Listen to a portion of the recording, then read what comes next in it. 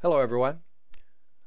What I want to do today is give you an overview of iOne's X-Armor U9Plus mechanical keyboard. It's being brought to you by www.windowskeyboards.com.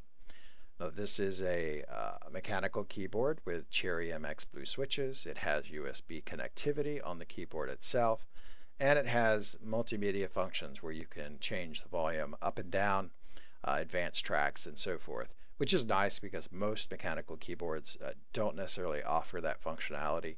A few of them are starting to as it enters into the market. Now, this keyboard runs a little under $100. You could pick it up at Amazon for about 98 bucks, and it is a more expensive keyboard simply because it's a mechanical keyboard. So there's the keyboard itself. It's a black matte finish. It's a nice looking keyboard. When I took it out of the box, I was impressed at the weight. So when I set it on the table, it was, interestingly enough, it slid around a little bit. But then I connected the wrist pad, which is detachable, and that seemed to stabilize it out. So when I started typing on it, I felt much better with the wrist pad on. I did say it was a multimedia keyboard, which you can see these keys up here control the mute, volume up and down, track advancement, pause. Only problem is, which key do I actually use to enable those functions? Well, I don't see that key here. And it's oddly enough, and I would think it would be a typical function key, which if you look on the back of the box, there's the function key. I look at the keyboard, I don't have a function key.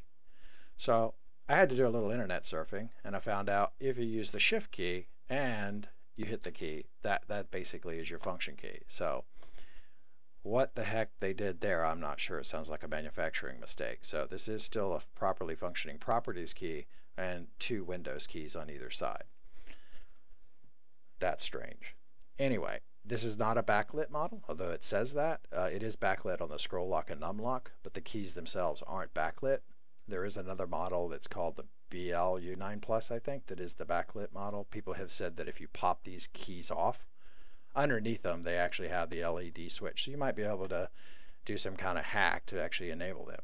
Kind of out of my area of expertise, because you do notice here too, you can see the LED increase or decrease functions. On the negative side, first a positive, really good keyboard, like it. Overall, it's in that higher category of mechanicals. It really feels good when I type. I mean, I opened it, started typing right away, love it. I did notice there's a little bit of wobble in the keys themselves, so you might want to make note of that. It's a little bit of a build quality issue, but I didn't notice it when I was typing. If you look up here, this is where your connectors are. You've got your two USB. It'll shoot out the back, which if I pull that up, I'll show you that a little closer. So you can see your two USB and then your two connectors for your headphone and your mic.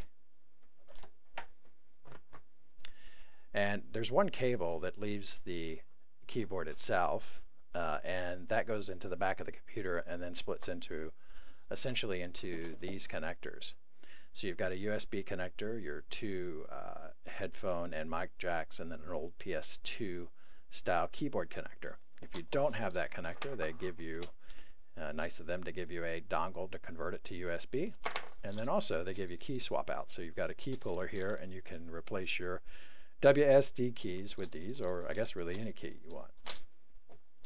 So a lot of positives about how the keyboard feels and everything. It's a basic keyboard, but on the negative side, you could say there's a little wobble there, so you'd question the build quality, and the LEDs seem to bleed a little bit into one another.